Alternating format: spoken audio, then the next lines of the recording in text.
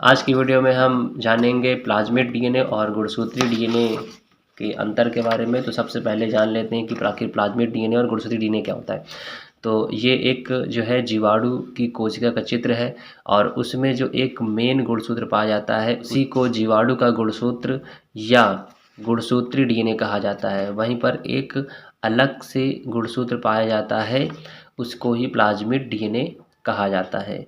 तो plasmid DNA यानी इसमें हमको अंतर जानना है इससे कि इन दोनों में क्या फ़र्क होता है। होते ये दोनों एक ही जीवाणु के अंदर है, लेकिन अब इसको हम प्लाज्मिड डीएनए कह रहे हैं और इसको गुणसूत्री डीएनए कह रहे हैं। तो आखिर इन दोनों में क्या अंतर होता है और ये बैक्टीरिया में पाया जाता है।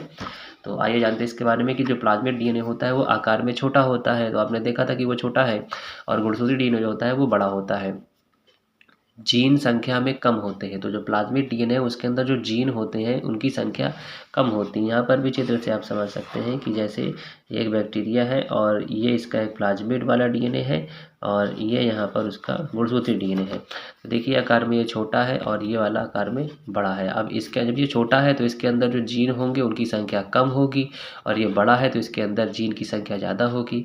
अब ये जो प्लाज्मिड है ये संख्या में 1 हो सकते हैं या 1 से लेकर के 100 हो सकते हैं। तो ये 1 से ज़्यादा 100 भी हो सकते हैं और 100 से भी ज़्यादा हो सकते हैं, यानी ये कई पाए जाते हैं। वहीं पर जो मेन वाला गुणसूत्री डीएनए है ये जो है संख्या में 1 ही होता है, ये ज़्यादा नहीं होते हैं।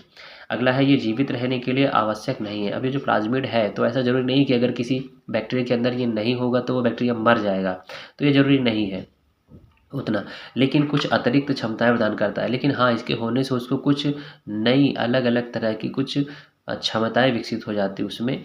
और साथ में ये क्या है, ये प्रोटीन नहीं है, ये जो है प्रोटीन नहीं है।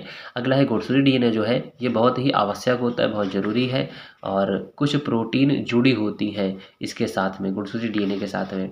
अगला है कि एंटीबायोटिक प्रतिरोधकता जीन उपस्थित होता है, यानी कि प्लाज्मिड में जो है ऐसे जीन उपस्थित होते हैं कि अगर इस बैक्टीरिया को मारने के लिए कोई एंटीबायोटिक दी जाए, ठीक है, तो ये नहीं मरेगा, इसको क्षमता प्रदान है, इसके पास सुरक्षा कवच है कि ये ख़त्म नहीं होता है। वहीं पर जो गुणसूत्री डीएनए है तो इसमें प्रतिरोधकता जीन जो है एंटीबायोटिक वाली नहीं होती है, यानी ये ईजिली ख़त्म हो सकता है। अगला है कि ये संयुग्मन में भाग लेते हैं। संयुग्मन का मतलब है कि जब एक बैक्टीरिया किसी दूसरे बैक्टीरिया के साथ जो है निषेचन की प्रक्रिया करता है तो उस समय ये थोड़ा अपने पास में आकर के जुड़ जाते हैं, इसी को संयुग्मन कहते हैं। तो संयुग्मन का मतलब जब संयुग्मन होता है तो इनसे यहाँ पर से ट्रांसफ़र हो जाता है आनुवंशिक पदार्थों का, इधर से इधर चला जाता है, इसी को संयुग्मन कहते हैं। तो जब संयुग्मन होता है तो उसमें भाग लेते हैं का मतलब है कि ये एक से दूसरे बॉडी में जा सकता है। वहीं पर जो गुणसूत्री डीएनए है ये एक से दूसरे बॉडी में नहीं जा सकता।